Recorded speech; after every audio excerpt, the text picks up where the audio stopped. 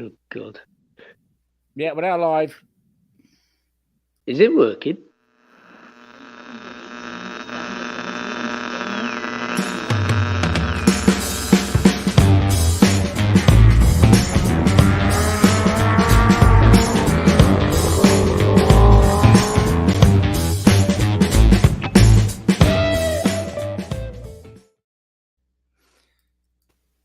Well, hi greetings, guys, world, and greetings, Seven Spot.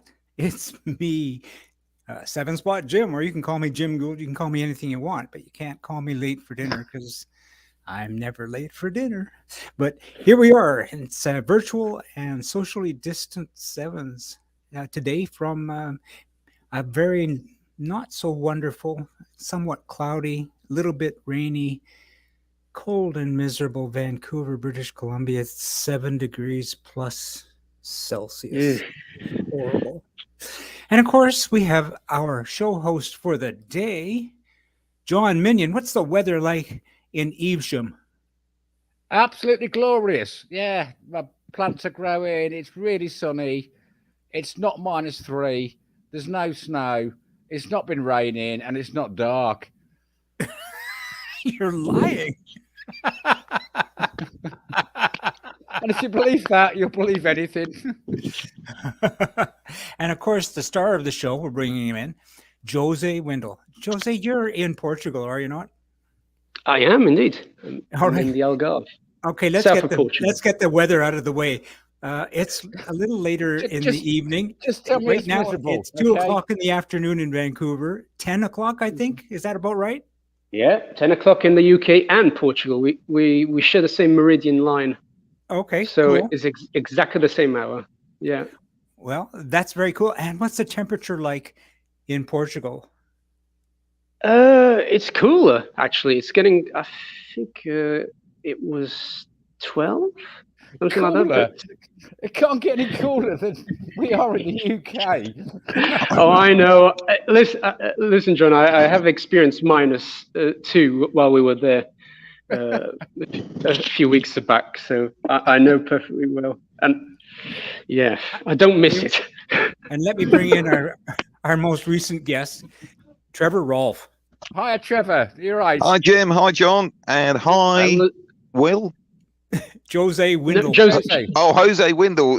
Jim gave me tough information there. Yeah. So, hi, Jose. Hi, Trevor. How you doing?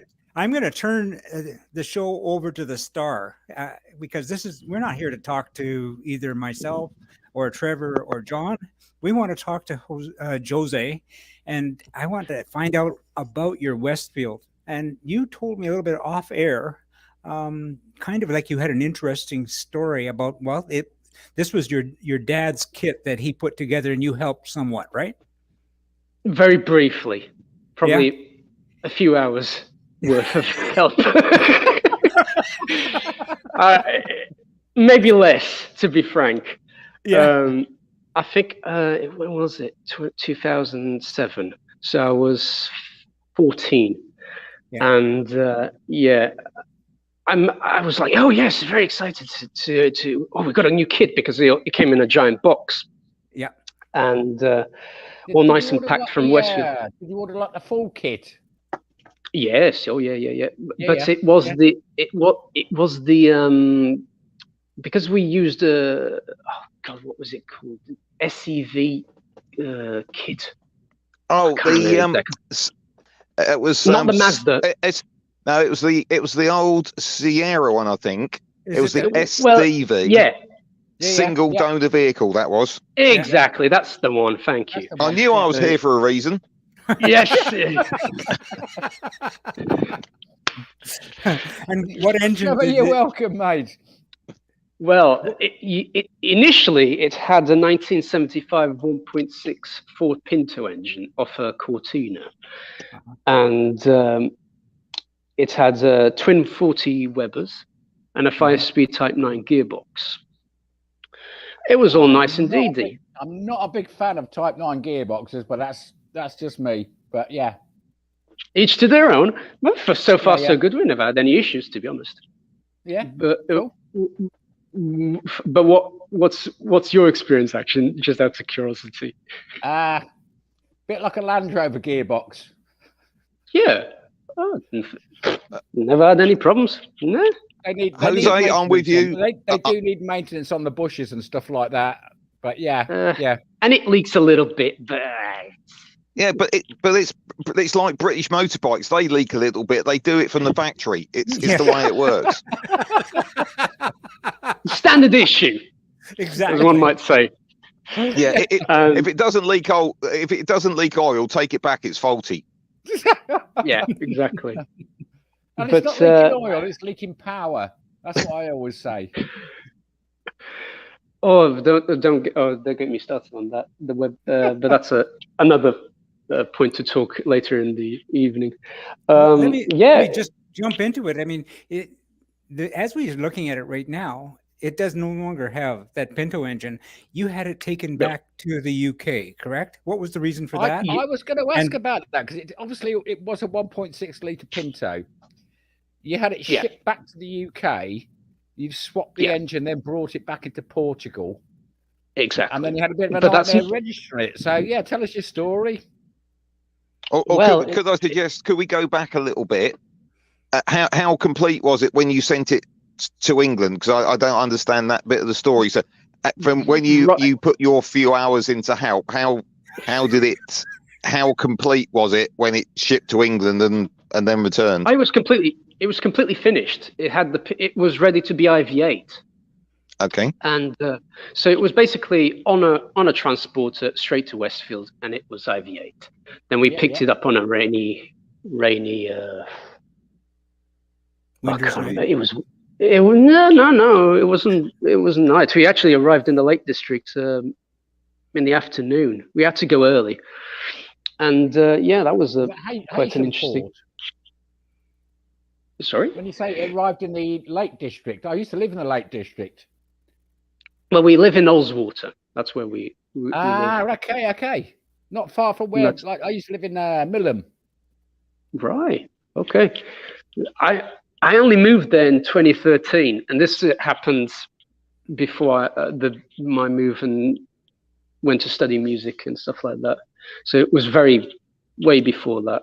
So it was shipped to the UK with the Pinto. It was Q-regged, as one expects, and all good. And you say it was all good. What was the reason for the engine upgrade then? Well, it's very simple. Europe don't recognize the Q plates emissions. How should I say? I wouldn't say rights. How should I say? Criteria. Yeah, criteria. Thank you. Yes. And the car, because it was registered in 2008, the car should emit 2008 emissions. Mm-hmm. So, hence the Duratec. Yeah. Okay. Got you. Yeah. Then, all hell broke loose because, unfortunately, my father did not have and I didn't have the knowledge that we have now about fuel injection, tuning, and all that malarkey. And so we were heavily dependent, and we still are, to pretty much on specialists. Yeah. And the specialist that installed our engine was not very good. He was not very special. I think that's quite quite kindly put, to be honest. We basically asked. Sorry, Jose. Where was the engine swap done? Because I'm a bit lost. So it came to the UK. It had the Pinto engine. Yeah, in 2008, registered in 2008, came back with a Pinto engine. Then it went back in 2009. Back to the UK. And that was the first of many trips back to the UK. By the way, we've lost your sound there, Jose. It was on at this end. I hear you fine, by the way. Okay. It was Can anybody hear me, or is it just me? Yeah. It's just you. Yeah, Trevor. Yeah. You can still hear me? Okay. What about now? I can hear you fine, by the way. No problem at all. Yeah. Anything, Trevor? Yeah, we're fine. It's just Trevor's having difficulty. No. Nout. Yeah, Kaput. you're good. You're good. Believe me, you're just fine. I don't know how to do hand gestures, unfortunately. That's all right. Yeah, the thumbs up and the thumbs down is works pretty good. Or you can point at your ears and say, "What's going on?" I'm going to kick Trevor. Oh, you want me to write? No, it's fine. You just keep going. I'm going to add him back to the stream. Does that work, Trevor? No sound at all.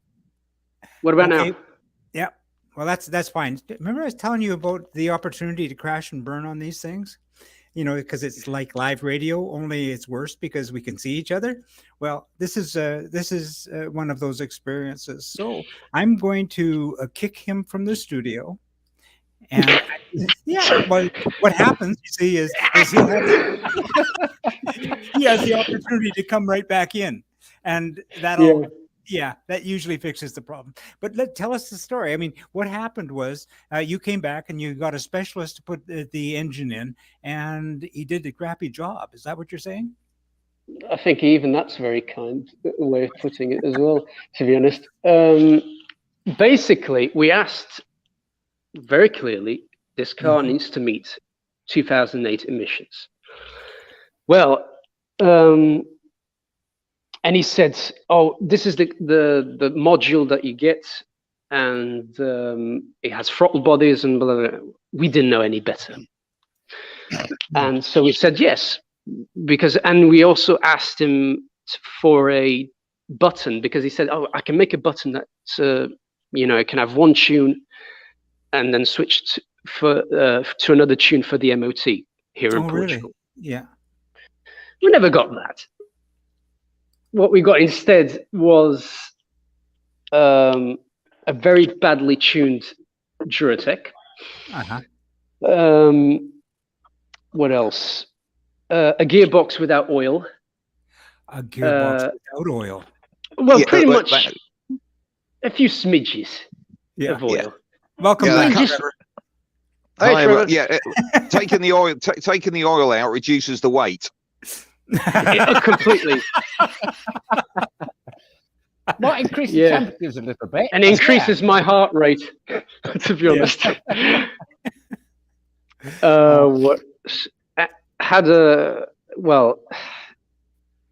the most Frankenstein. We still have remnants of it actually over there. I don't know where exactly it is, but the God, what's it called? The piping from the radiator to the engine. No. The piping pipe. Yeah. Exactly. Thank you. Absolute Frankenstein. They just got bits here, bits here, bits here, bits here, bits here. Didn't even bother getting the ones from Westfield, which they have ones purely for the Duratec. Yeah. No. Didn't bother with that. And they decided to put this crappy thing as a catalyst. I thought you were going to pull I thought you were going to pull the fuse out of that and throw it. I was thinking that looks like a hand grenade. It does look like a hand grenade because this is, and better still, this is mild steel, whilst the rest of the exhaust is stainless. Yeah, and the catalyst is not even stainless either. No. So we got anyways, and the car was left outside. Oh, but that's another. That was the next year. That never helps. Okay. Never helps. No. Wait. So let me think. So we had plenty of power. Bloody blah. Got it back up to the Lake District. It felt weird. We didn't know any better. The engine was partially. We were just running it in. Reasonably okay. We just didn't know any better at that point, so we just went with it. Trusting. Yeah. Oh, it had no lander sensor, by the way. I forgot. That's another point. Interesting. Oh yeah. So Jose, at this point, where were you with the registration? Because you'd obviously taken it back to Portugal once, and they said presumably no. It hasn't got back to Portugal just yet. Okay. It was still so right. The car, was IVA'd Portugal, then to England, Duratec. Then we came back with the Duratec. Yeah. And what a heck of a drive. We're in Spain, 35 degrees, in near Sevilla, and the fuel pump, the car starts running rubbish. Yeah. Just managed to get to our house, and discovered that the high pressure pump completely just ate itself. It was just full of metal. Bits. Yeah. Shearings. That was one. Yeah.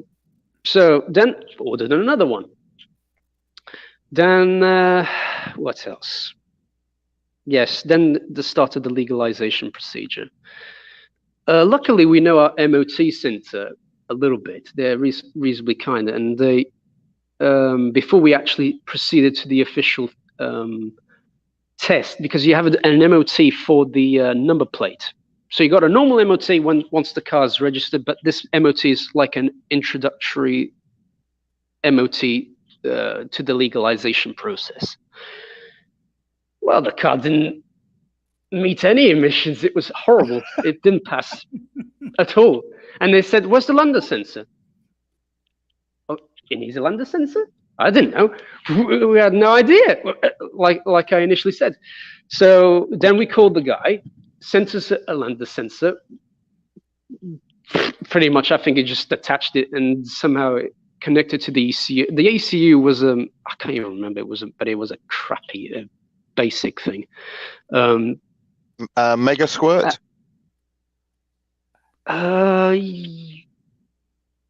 Sort, not Mega. Oh Jesus, what was it?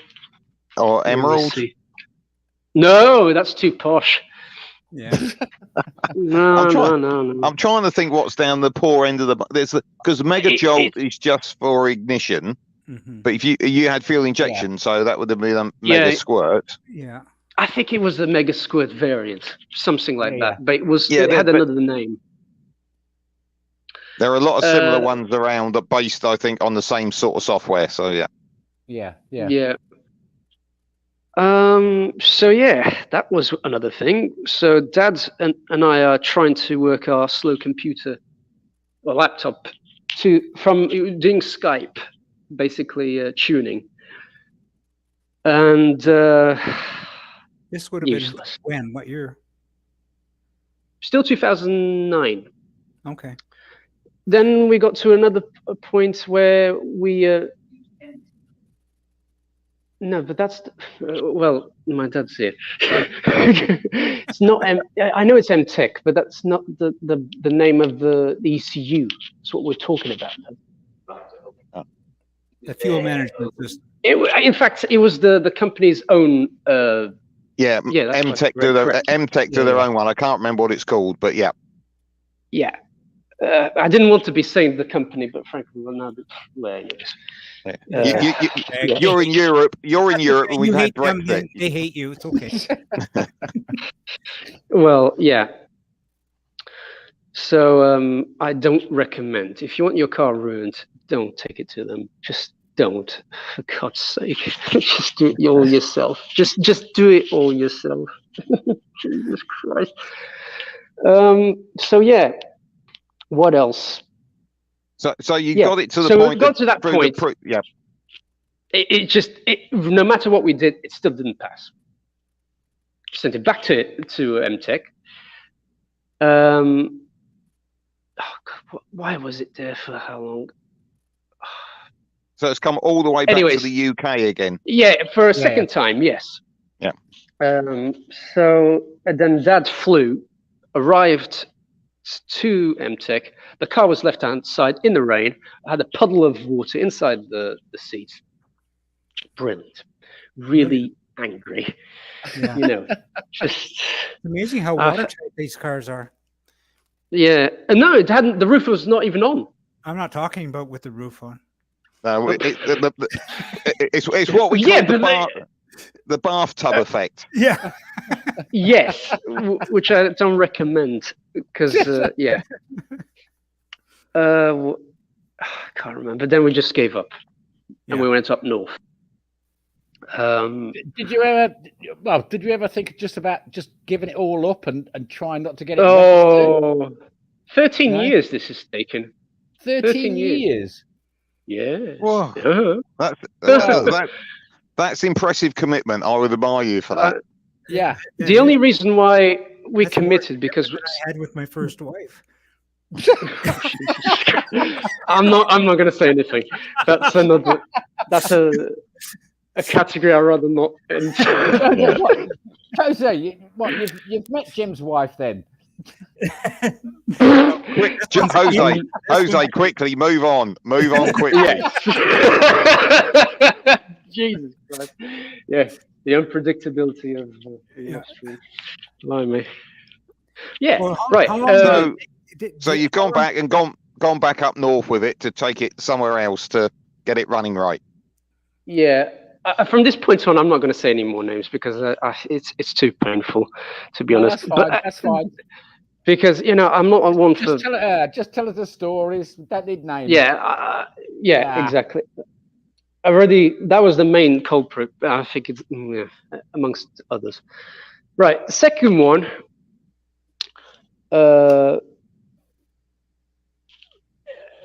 Well, put a big catalyst. This one, to be precise.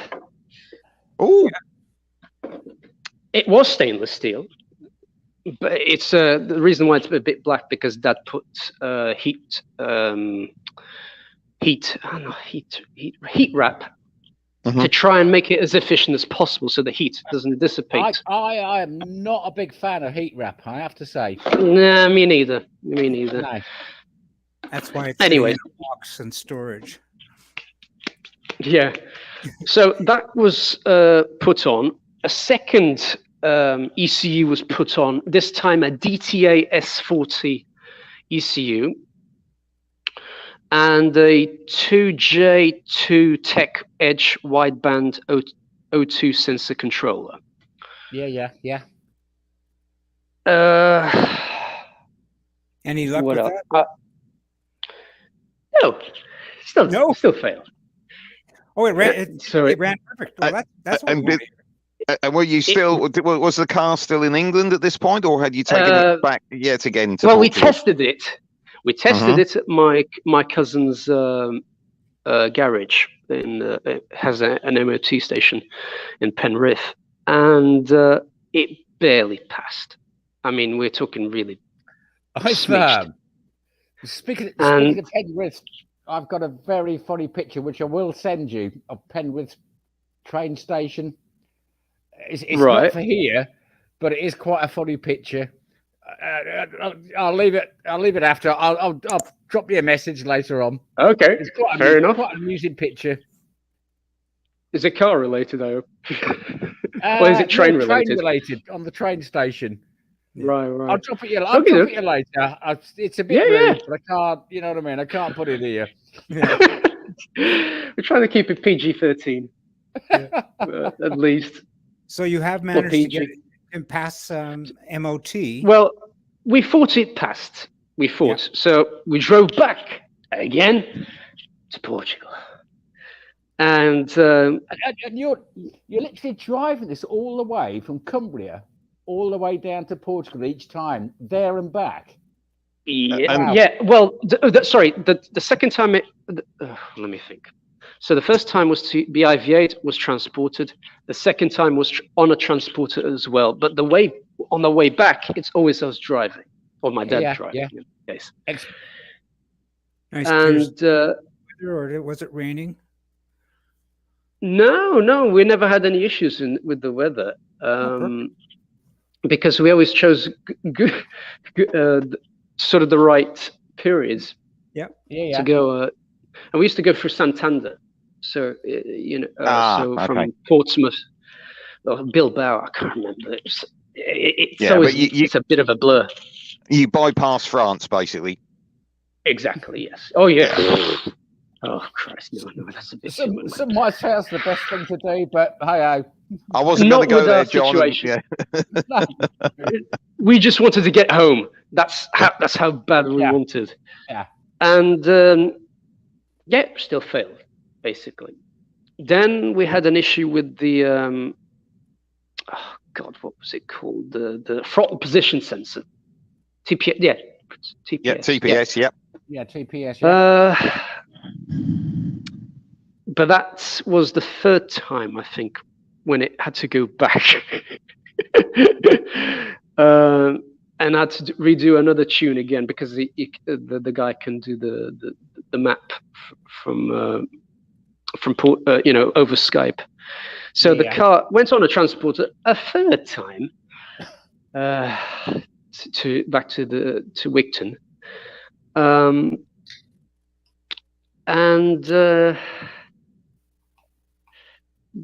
that was sorry. Then that's how I completely forgot. Then we moved in 2013 to England because I decided I'd like to try.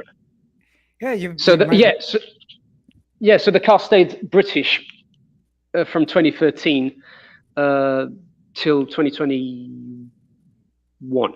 No, 2020. Oh, God. It's interesting, Jose, that the easiest solution to all your problems seemed to have been to move to England. Right, it was easier to move to England than to actually register it in Portugal. So I think you took the best solution there, personally. Yeah, absolutely. But a lot of money was spent on it. I can imagine just in the shipping fees and driving it there and back. It's been a money pit. It's been a very a jinxed car. It's a completely jinxed car. Every time somebody touches this car and it's not us, it's a very sad affair. And during those years while we were in England, the car was never used because Dad was so depressed with it. It was just put in the shed. And once in a while, if you lived in the Lake District, I mean, I used to live there. There's a clue in the title. It's always raining. That's why they've got lakes there. Well, it's the salt mostly. Our biggest right worry. On the coast as well. Yeah. Well, Allswoods is not exactly near the coast. But it's all sorted now, though, isn't it, Jose? What, the car? Yeah. So you're back in England in 2013. I don't know, actually. We will soon see in February when it gets its MOT. But we're skipping the timeline. Then after I finished college and had some issues with health and blah, blah, blah, sad period, we decided to come back, and then luckily there was a representative in Porto, a Westfield representative. And that's the reason why this car is now Portuguese. If without that person, no way this car would have been registered. Because it still had the issues. Yeah. Now it is, Now it's with its Portuguese. It's coincidentally it's got 77. I think sort of dedication to the Lotus 77. But by the way, Portugal does not have personal number plates. The personalized. There's no such thing. Whatever you get is what you get. That's it. It's sort of like when the cars are brand new in the UK and you just cannot change it. Whatever you get in the sack, it's there forever. That's it. You can't put a different private plate on it or change it. No such thing. What you've got. It's nice with the 77 on it, though. I like it. Well, you can always move back to England. No, you can't. You can't use you can't change a Q plate. Is that right? That's another. Yeah, it's the only. Yeah, you're right. Absolutely right. Yeah. If it had a modern engine, if it had the Duratec brand new from the start, it would have probably been a 08 registration. Then you could have put whatever you wanted. But so positive side, it ended up finally in Portugal after 13 years. So, and it's now got a what does it have? It's got a Euro 5 catalytic converter. It's been tuned, but the car runs like a bloody tractor. And what, still, yeah. The biggest. If we knew throttle bodies were going to be such a pain in the derriere, we would have never ever have done this in the first place. We didn't want power. We just wanted a normal car. We just wanted it to work.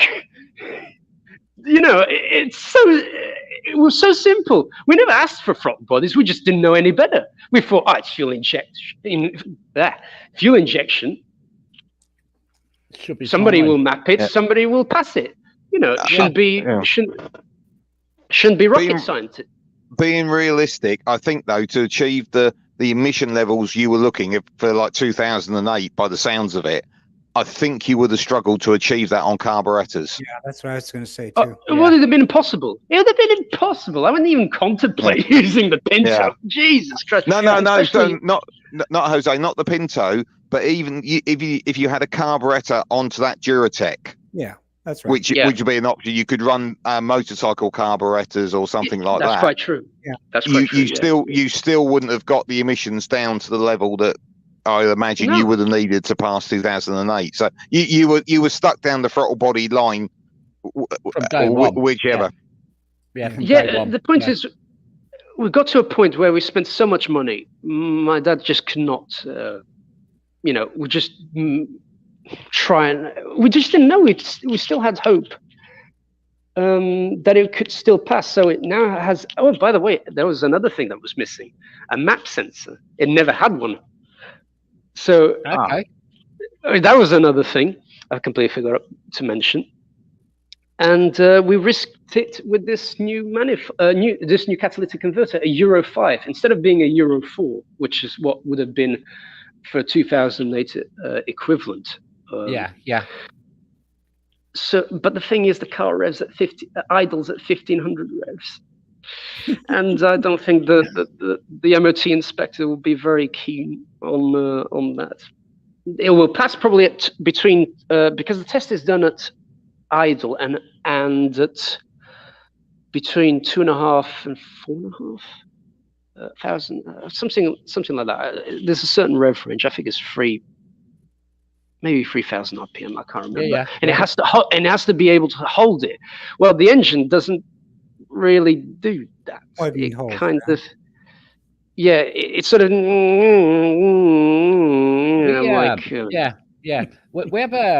we have a similar thing in the UK on emissions for MOT and blah blah blah and IVA.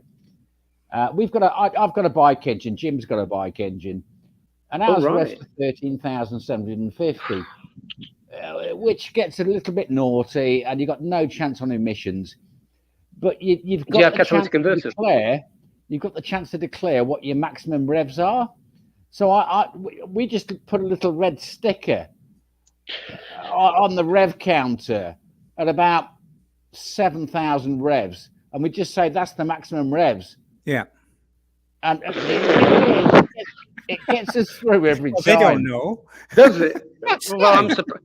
Do they have catalytic converter? The ones inside the ours is pre-IVA, so we've not got a catalytic converter at all. Yeah. So lucky you. Yeah, well, this show isn't about us, John. but now, you're just rubbing it in, just. But Jose, now that you've got it registered, what obviously in the UK at the moment we have to go for an MOT test every year. What is the situation in Portugal? Same thing, exactly the same thing. But the MOT centres are not private MOT centres. These are gigantic, almost IVA centres. Oh dear. You understand me? So there's like four. Bureaucratic. It's extremely bureaucratic. Yeah. You can't muck about unless you know that people. There's a Portuguese. Well, I don't recommend it because I'm not that. We try to be honest people, but some people just put €20 notes in the ashtray when they get to the center. You're gonna have to buy one of those because I don't think it was a Westfield option. No. Well, it has an ash, a cigarette lighter, but I think, but that's more for Well, I'm glad you've opened the door to those kind of situations there, Jose, because then this probably will give John maybe palpitations. They start to bring up this as a discussion. But one option you could have done was, rather than registering it as through the proper channels, perhaps you could have acquired a identity, shall we say, from a much older UK kit car. No. I have seen papers and documents advertised. You don't get the car. I can imagine. You just get the documents and the VIN plate. It's not. Yeah. No. Well. No. Yeah. No. And actually, I've seen one worse, and I've got first-hand experience of this. It wasn't actually my car, but somebody sold a car to Italy, and it was an old. I'm not going to say what car because it will narrow it down to who it was, but it was an old cheap kit car, basic one. And somebody won it, and they were in Italy, and they spent like £800 buying it or whatever it was, and they literally said, "You can keep the car. I just want the number plates, the V5, and the VIN plate." And the VIN and plate, they posted that off. Yeah. Yeah, because is it?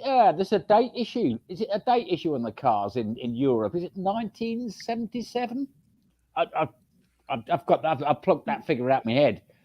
But what do you mean in issues? In like emissions wise? Or no, in terms of registering a car on the continent, certainly in Germany and France, it has to be before a certain date. And I think I've got a date of 1977 in my head from somewhere. If it's post 1977, you've then got to go through the whole rigmarole. But pre 1977, you're fine. Portugal's different. Portugal has its own rules. They love to put their own rules and tax upon tax when there shouldn't be no tax. Mentioning the bureaucracy is not only lengthy and cumbersome and painful; it's also expensive. Yeah, it is very expensive. That's one of the reasons why. If you, well, first of all, you couldn't. If we had the possibility of passing the MOT with a Pinto, legalizing it, because the Portuguese have this rule since 2007 of measuring grams per kilometer of CO2.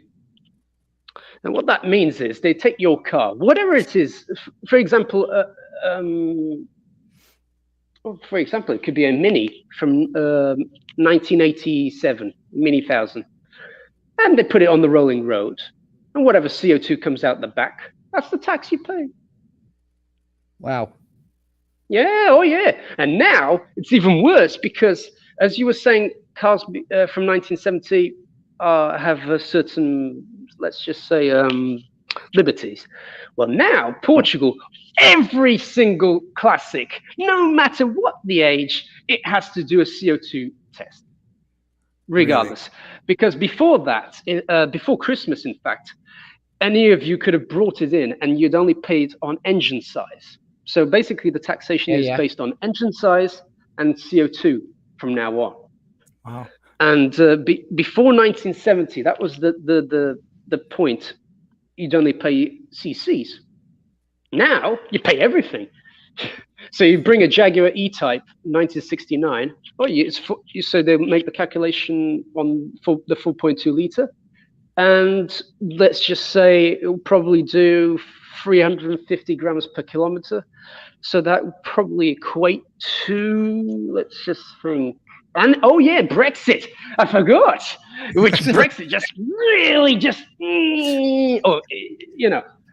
and it really rubs it in. It's like a salt on a wound. and so it would pay. So with Brexit, let's just forget the cost of the E-Type, for example. It would probably cost around the 80 to 90,000 euros. I'm just saying average because there is an actual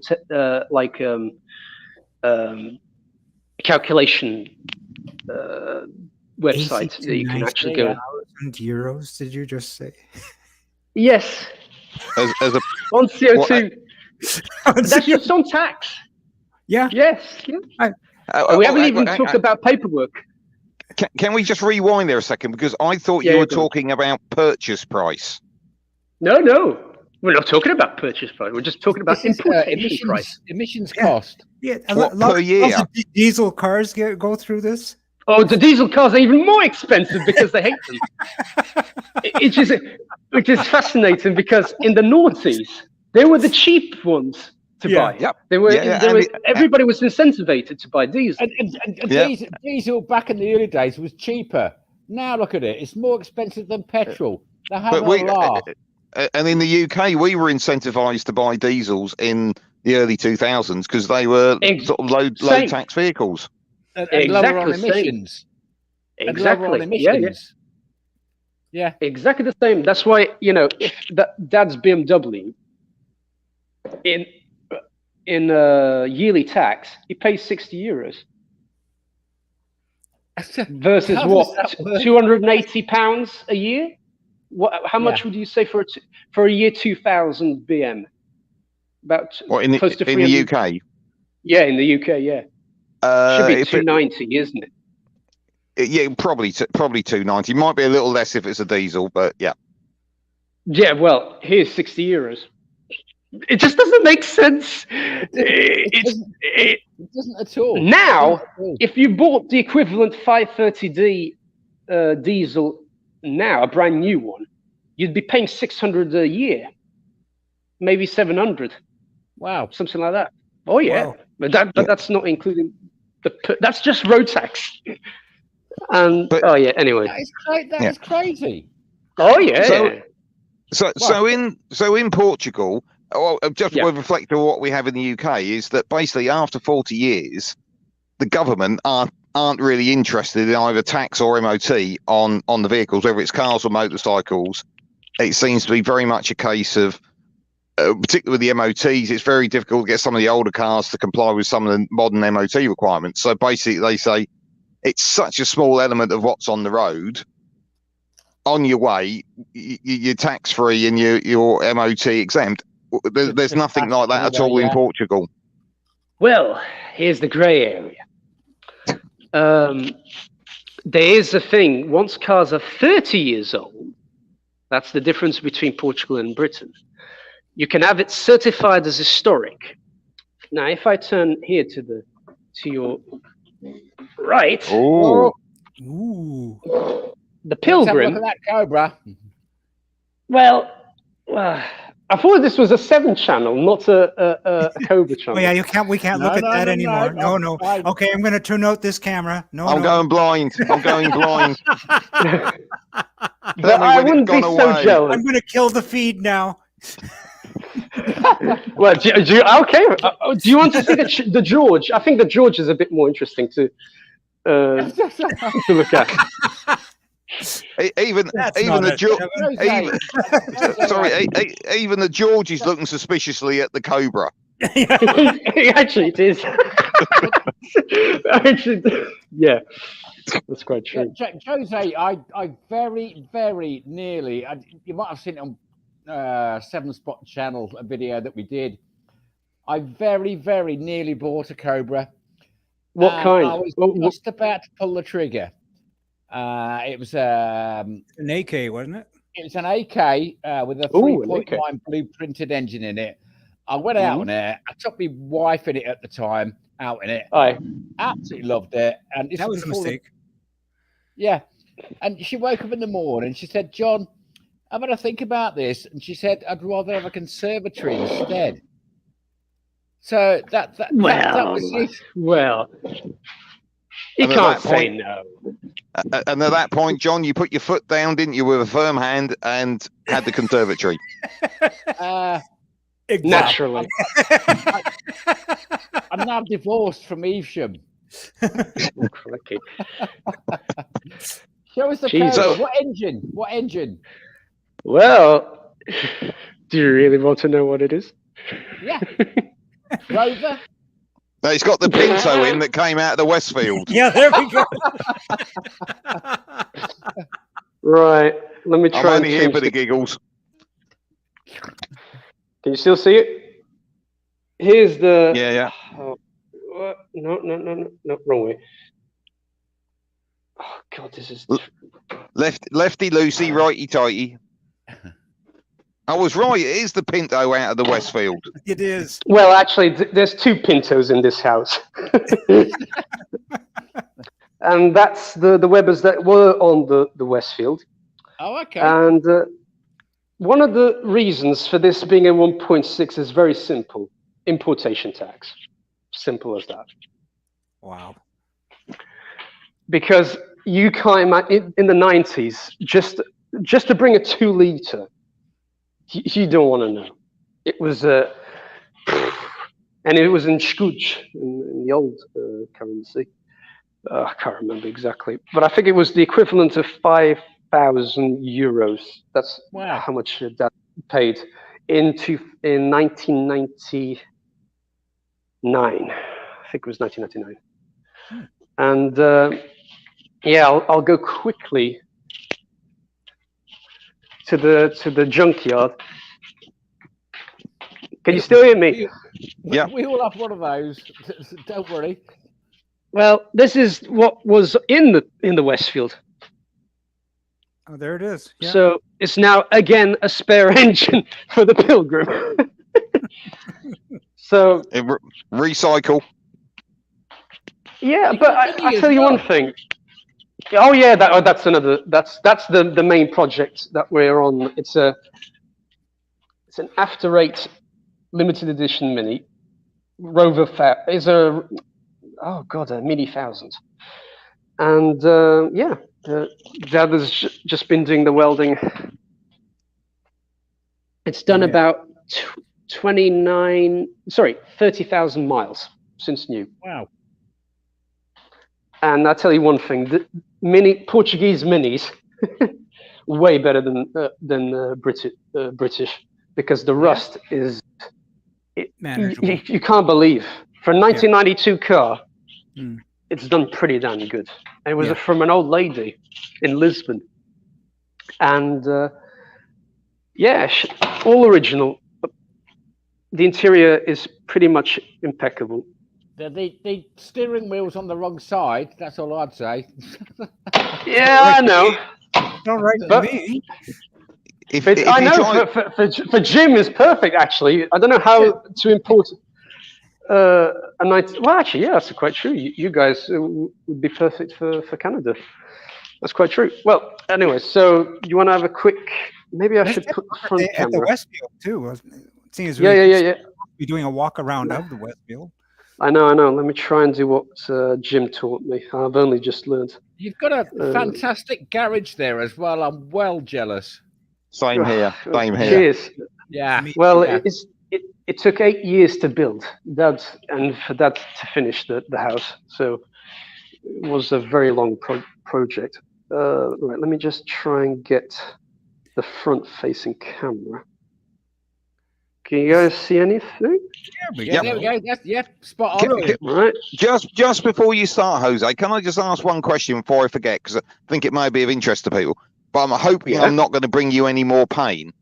Is that the STV Westfield kit was a single donor vehicle, and the idea being you should have been able to get an age-related plate. Well, that's the thing. We only had the engine and gearbox. Okay, fine. That answers that question. Yeah. In fact, we got the Sierra back end, all new. The only thing that was old was the gearbox and engine that you see that was stored over there. Yeah. So that's why it was duplicate. But had you have had an age-related plate, so had it been G274 ABJ, would that have made your registration process a lot easier?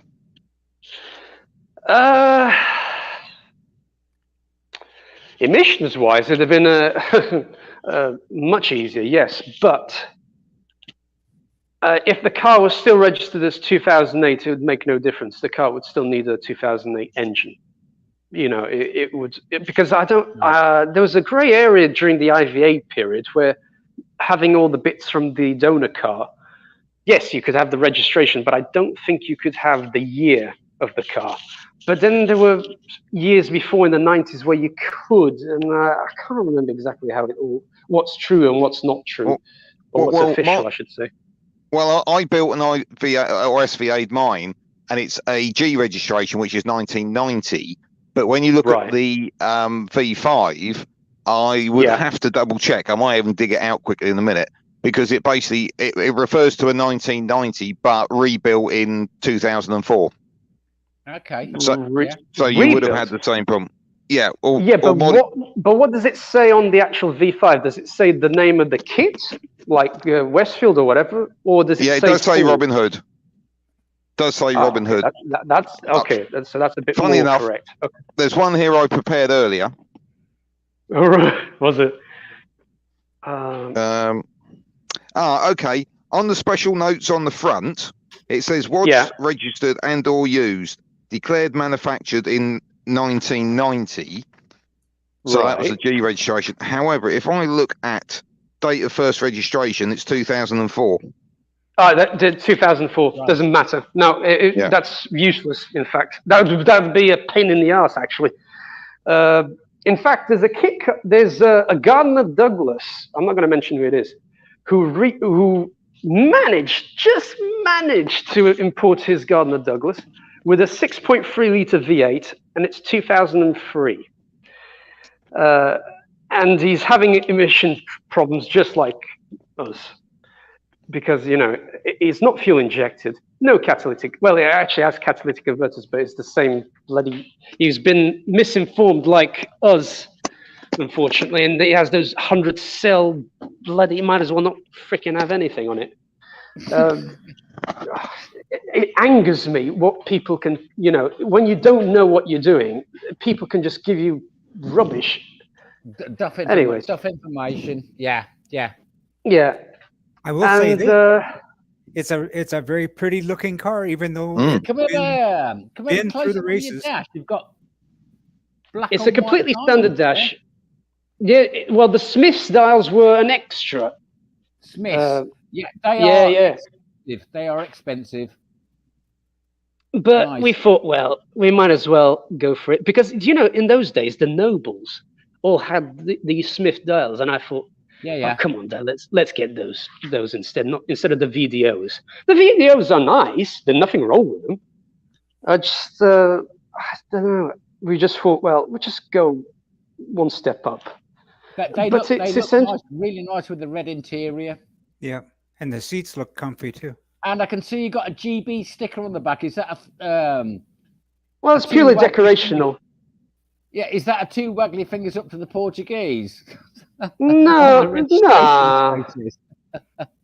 Hopefully I won't have any issues being stopped by the police because they might not like that because for some reason or another I can't. I don't know if you are not supposed to have it, but I've seen so many German classics that the owners forget to remove the D. Well, they still have it. A bit, you know, the stickers are a bit old. I just left it there as a sort of decorational because it's now UK, so it means nothing. In fact, that sticker. But let me try and. I probably should have taken out the engine. Oh, actually, 1 second. Let me try and not exit the camera. Let me go back to the. I am so jealous of your garage. Oh yeah, look at that! You can actually walk around. Can you imagine? Well, this was quite an expense. Well, it was worth it. To be honest, we had to get. In fact, I'll tell you one thing. If you guys ever get a lift, 2-post lift and everything, yeah. But I'll tell you one thing: if you ever get a 2-post lift, measure your the arms, because we have to buy. We have 2 sets of arms. In fact, these arms are purely for the Mini and the Westfield and the Pilgrim. Okay. Yeah, because the standard arms are for normal cars like the BM and whatever. So that is very important, because the jacking points on the Westfield are so, well, as you know, at any 7, they're just there. Yeah. You know, you've got any 7. You've got to know what you're doing when you're jacking it. Yeah. Exactly. A normal car, the jacking points would be where the wheels are. But unfortunately, anyways, it hurt, but it was worth getting it. It is the best thing you could possibly get. Unfortunately, we have a bit of a lowish roof. When Dad was building the house, or when the house was being built, he instructed one of the builders to put that hook. It's quite a thick steel hook into the reinforced concrete, because that is used in conjunction with Granddad's hook and what's it called? A hook and winch. Yeah. Hoist. And that hoist. Yeah. And that's what removes the engines. So Dad thought of everything.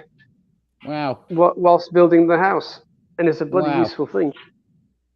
What else? These support. What? Sorry. You're gonna have to stop showing me around now, because I'm getting really, really jealous. I've got a single garage. I apologize, guys. Oh Jesus! I didn't mean to. Oh. You're apologizing for having space. That's great. I don't mean to. Yeah, look at him walking around. Well, yeah, you wanted to see. Let's have a look at the Westfield, since that's the main. All I can say is, when can I move into your garage? Oh Jesus! I don't think that will approve.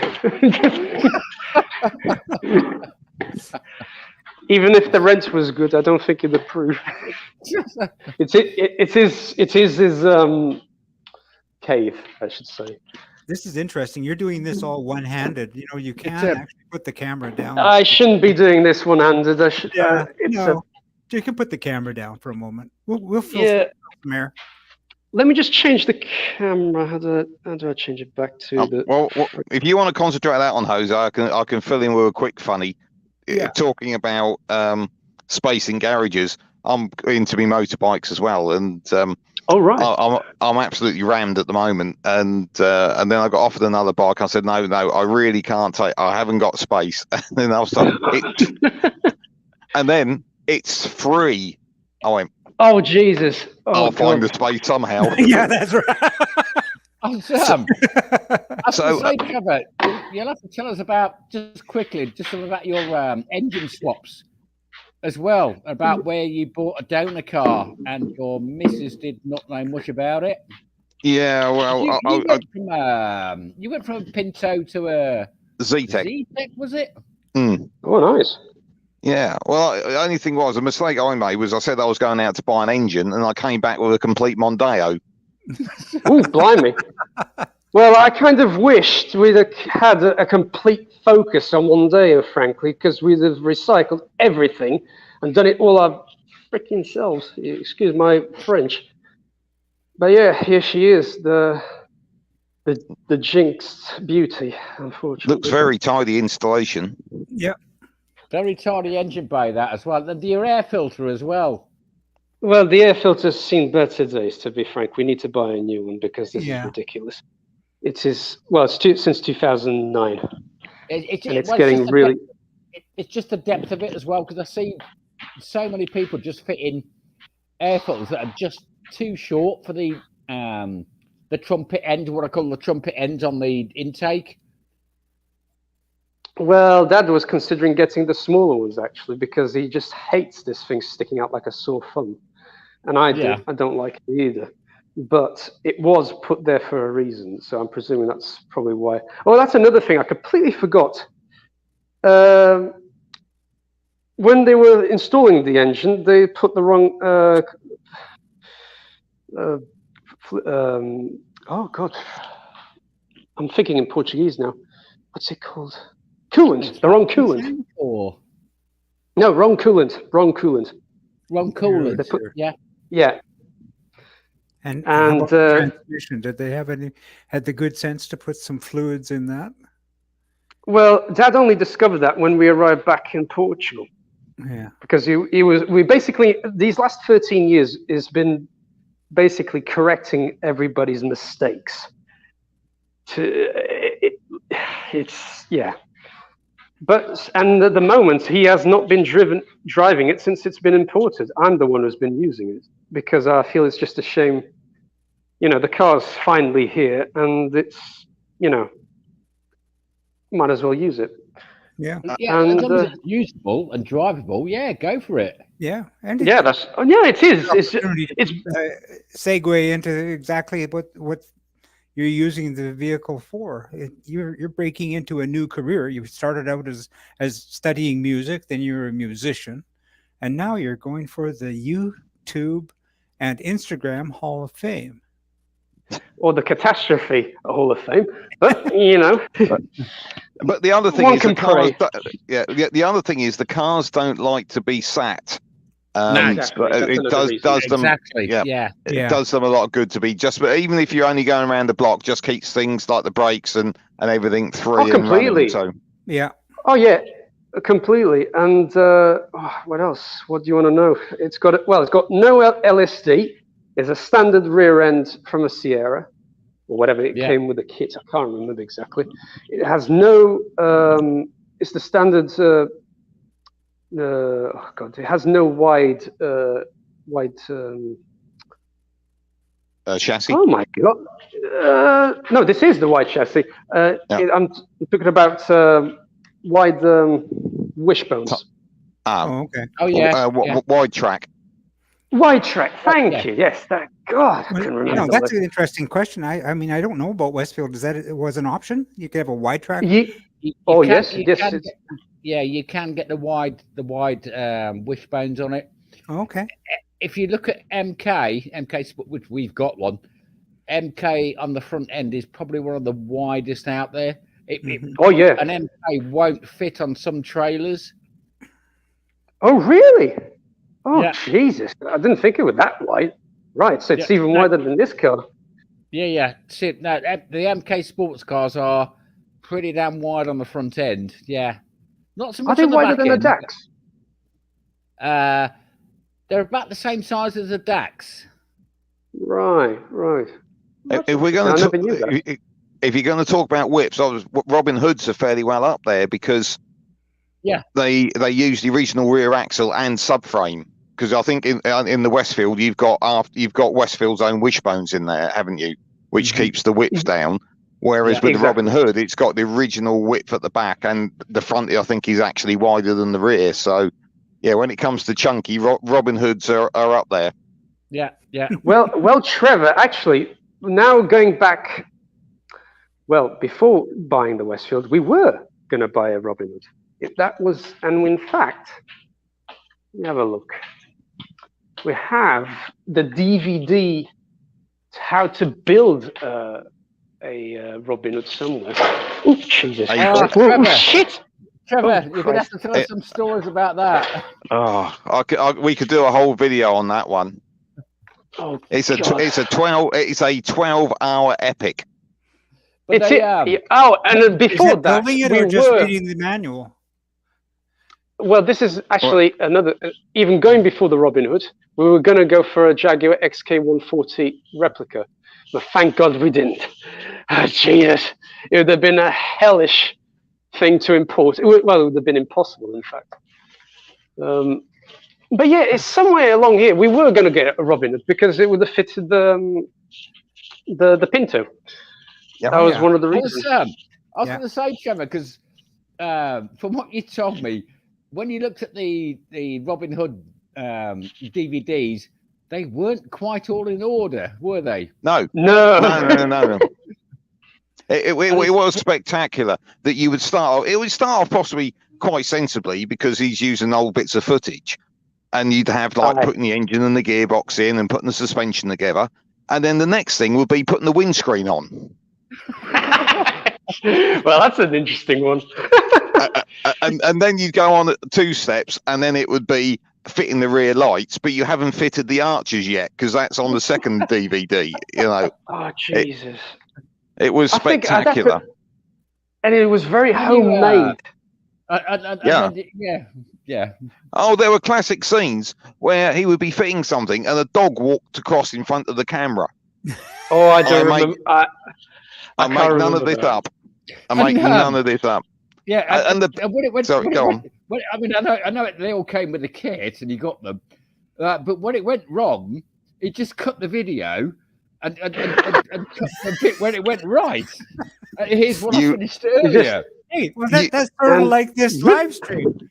And that was exactly what, I was about to say, John. It was like he would be clumping something with a great lump hammer, and then you would cut, and it was just like Blue Peter. That here's one I prepared earlier, and it fitted perfectly. It was. I could find some clips, and we could do an hour on that, and it would just be non-stop giggles from start to finish. We'll have to do, Trevor, I think that we'll probably bring you back, and we'll do a 2B special on Robin Hood. What do you think of that? That would be fantastic. But yeah, what else do you want to see? I mean, what else? It's pretty much a standard Westfield, to be honest. It's got the chrome pack, basically. Oh, it's very pretty.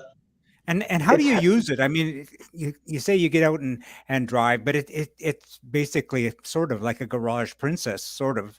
In one sense. Not really. No? To be honest, it is and it isn't, because how should I say? Well, yeah, it is a bit. It has been a garage a bit of a sort of a damsel in distress, to be honest, left in the tower and gathering dust. It's a typical kit car. There'll always be issues, but I'm glad that you're getting out there and using it. And you're breaking into this YouTubing thing, and that's sort of how I found you. I saw your outrageous YouTube, which I'll post a link to after we're done. But there's the remnants. How are the roads in Portugal for driving to start with? They're great. No, I think, I don't know if you guys watched the first ever episode of the Grand Tour with Jeremy Clarkson and Richard Hammond and James May. They came to Portugal, to the racetrack here, our local racetrack. Oh, well, the Algarve. Exactly, yes. It's about 15 minutes away from where we live. And it's actually, I forgot to say, the car was track day once with the Pinto, and it might be track date soon. Who knows? Might be another video for the channel, maybe in the future, because track days here. Definitely. Yeah, it's built for track, and I think Dad's not very keen. He says he's not that comfortable to be going at high speeds as he used to, but I think once he gets there, I think he'll be okay. What else can I say? The stripes were actually put when it was important. The car never used to have stripes. What else?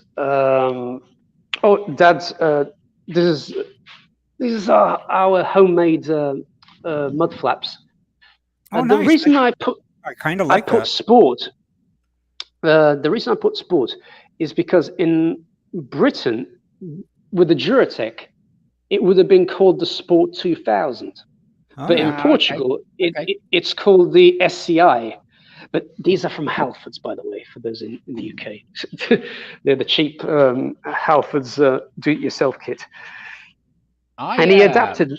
That is a good idea, fitting those, and I'll tell you why. Because on our rear arches of our 7, we don't have anything fitted. So stones flick up, and I've got loads of dents on my rear arches. So you got stars. We got stars. Not so much stars, just nicks and dinks out of it. Oh, you're going to get that, but it's the mud in your wife's face that that doesn't go over well. I don't mind about that. Actually, we haven't got many stars. It's the Pilgrim that has the most stars at the rear. Yeah, but you got the aluminium stone guard there, haven't you? No, the fiberglass. Oh yeah, I think it would have been silly not to have them, and that's another extra that the Westfield has, the carbon fiber effect. Yeah, stone guard. Yeah. That did not come with a kit. Dad just remembered. Oh yeah, I forgot about that sort of thing. Yeah. And wonder if that came from Molfast. And Dad installed a cut-off switch with a bit of leatherette around the assembly that he just made. kills the battery, yeah, just the battery. And got the same on ours on the dash. So Jose, how many miles has it done now? Well, it's done 16,000. What? Let me just check. Not so bad, considering it's not. The lack of back and forth. Yeah. Well, I think it did 15,000 before it got registered. Exactly. Oh, sorry, 18,000. Apologies. Is that kilometers or miles? No, it's in miles and miles. Oh, okay. Because it's like in Britain. These dials are the. I could take the mickey and say, look, 15,000. That was going to and from Britain and back. Yeah. You can, because oh god.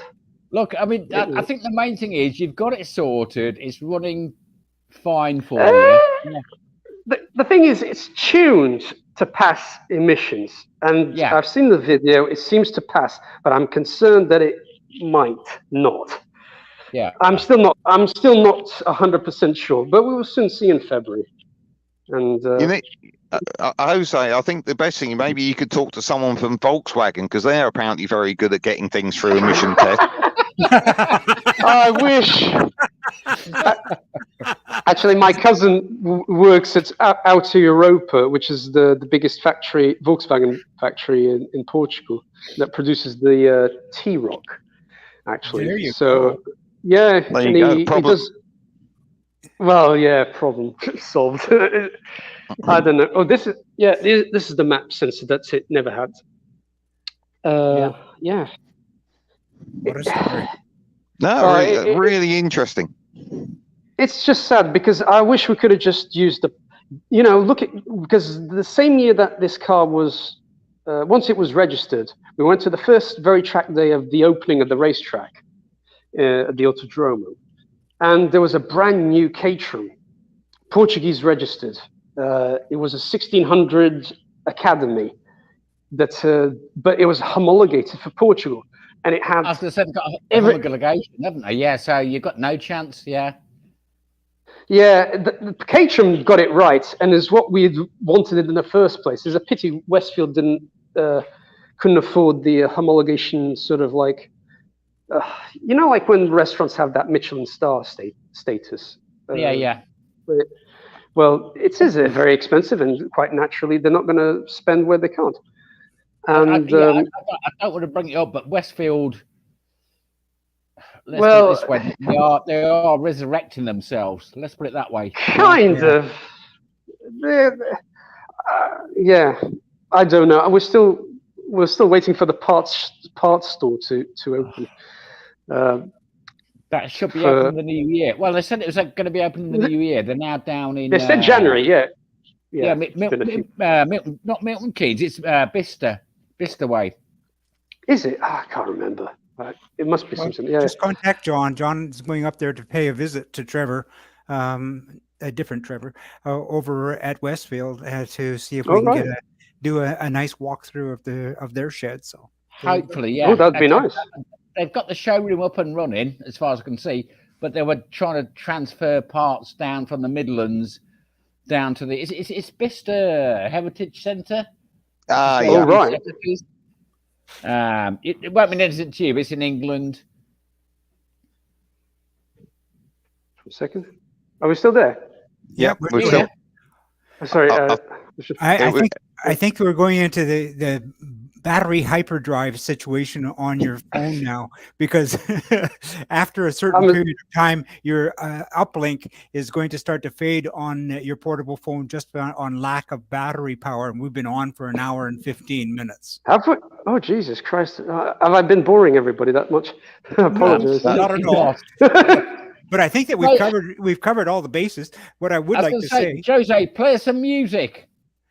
Oh God, no. No. Oh Christ. I'll tell you what. He's given me some music. We'll put it in the link afterwards. Yeah. Yeah, he's giving. I am going. It's a world exclusive, actually, because I've never actually shown that demo to anybody. Well, that's the snippets at the end of the instrumental that I made. Well, I'm going to convert that and post it on the details appended to the video. But I'm also going to attach that wonderful duet that you did with Yam. Yeah, I will definitely do that. There's no copyright rules to infringe on that, and it'll be just great. Yeah. Well, the song is Keen's, but if you're just sharing the link, I'm just going to share the link, and so yeah, so it'll work fine. But Jose, I'm going to say this. Thank you so much for bringing us through your shed. Oh, thank you so much. Thank you for inviting.